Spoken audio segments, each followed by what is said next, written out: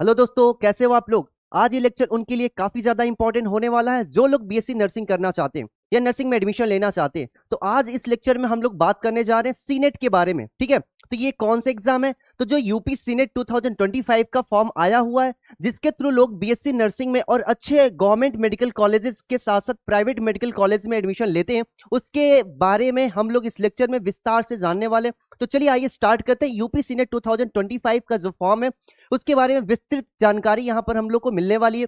हम लोग इस एग्जाम के बारे में देखेंगे, एग्जाम के पैटर्न के बारे में देखेंगे, फॉर्म फिल कब से हो रहा है, कब एडमिट कार्ड आएगा, एग्जाम का पैटर्न क्या है, कितने नंबर की मार्क्स है, कितने नंबर हमको गेन करने होते हैं, और साथ ही साथ में एग्जाम का सिलेबस क्या होने वाला है। इस सारी चीजें, सारा इंफॉर्मेशन आज आपको एक छोटे से 5 मिनट की वीडियो में मिलने वाला है। तो प्लीज इस पूरे वीडियो को आप लोग कंप्लीट देखिएगा, आपको इससे काफी इंफॉर्मेशन मिलने वाला। ठीक है, तो सबसे पहले हम बात करते हैं सीनेट एग्जाम है क्या। ठीक है, सीनेट का फुल फॉर्म जो होता है ये क्या, कॉमन नर्सिंग एंट्रेंस टेस्ट।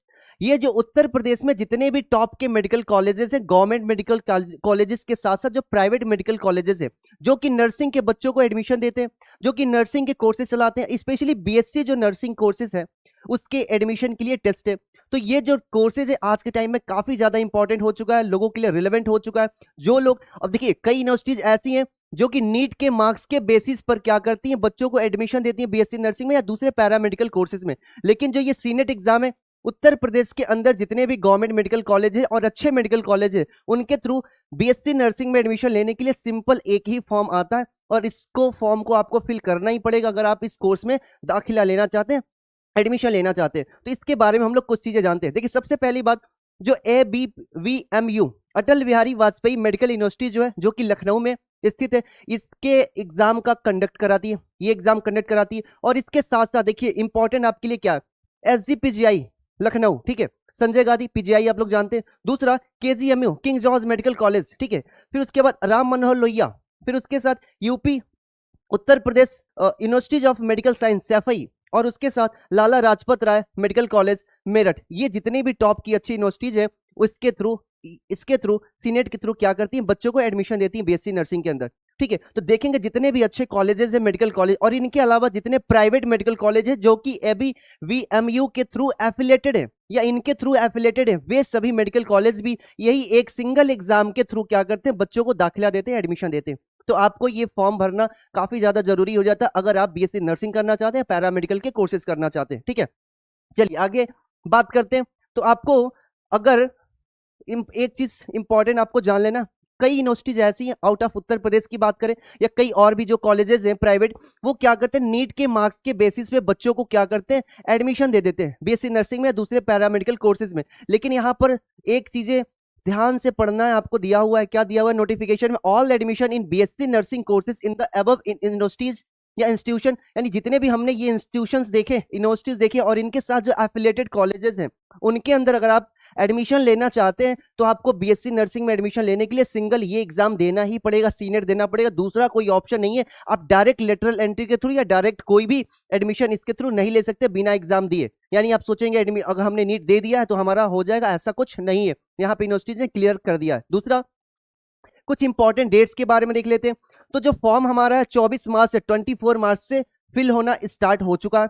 दूसरा देखेंगे 26 अप्रैल को इसका लास्ट डेट है, ठीक है, लास्ट डेट 19 अप्रैल को, ठीक है, 19 अप्रैल से लेकर 26 अप्रैल तक क्या होगा, आप फॉर्म में करेक्शन कर सकते हैं। अगर कुछ प्रॉब्लम हो गई तो आप लॉग इन करके अपना देख सकते हैं जो भी प्रॉब्लम है। ठीक है, तो देखिए अगला हम डेट की बात करें इंपॉर्टेंट, तो 14 मई को क्या होगा, आपका एडमिट कार्ड आ जाएगा। तो 14 मई याद रखना, 14 मई को आपका एडमिट कार्ड आने वाला। और सबसे इंपॉर्टेंट डेट जो आपको भूलना नहीं है, स्टार मार्क्स, ठीक है, क्या है, 21 मई, 21 मई दिन बुधवार को क्या है, आपका एग्जाम का डेट शेड्यूल किया गया। तो ये याद रखना 21 मई, इसका मतलब आपके पास ज्यादा समय नहीं है।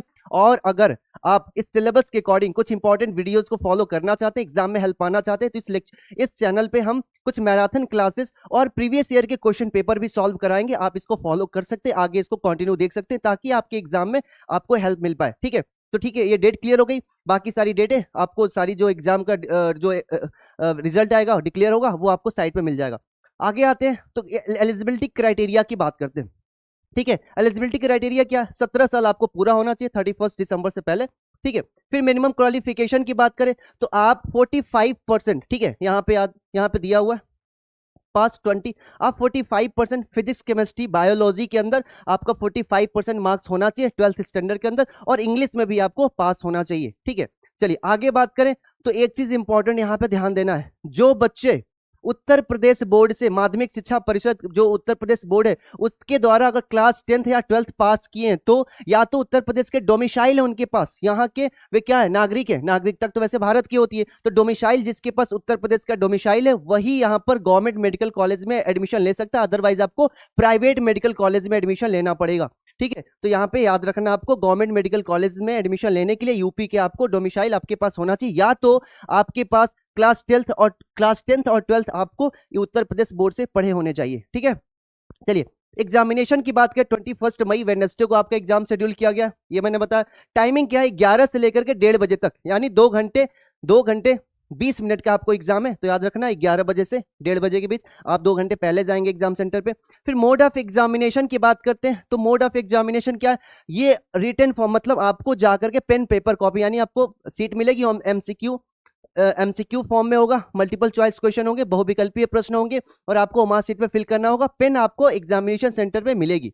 ठीक है, फिर मीडियम की बात करें, एग्जामिनेशन मीडियम, बच्चे कई बार क्वेश्चन पूछते हैं सर जो पेपर होने वाला क्या हिंदी में होगा, क्या इंग्लिश में होगा, या सिर्फ इंग्लिश में होगा, तो पेपर यहाँ पे हिंदी और इंग्लिश दोनों मीडियम में होगा, तो याद रखेंगे दोनों हिंदी एंड इंग्लिश दोनों मीडियम में होगा। नेक्स्ट आगे बात करें नंबर ऑफ क्वेश्चंस, 120 क्वेश्चन आएंगे भैया, कितने, 120 क्वेश्चन आने, 4 आपके यहाँ पे डिवाइड किया गया, तो याद रखेंगे 120 टोटल क्वेश्चन आने, कौन कौन से याद रखना है। अच्छा, अगर आप एक क्वेश्चन सही करते हैं एग्जाम में आपको 1 मार्क्स मिलेगा, और दूसरी बात है यहाँ पे कोई भी निगेटिव मार्किंग नहीं है, याद रखना यहाँ पे कोई भी निगेटिव मार्किंग नहीं दी गई इस बार, और टोटल क्वेश्चन 120 आएंगे, एक क्वेश्चन अगर आप सही करते हैं तो 1 नंबर मिलेगा।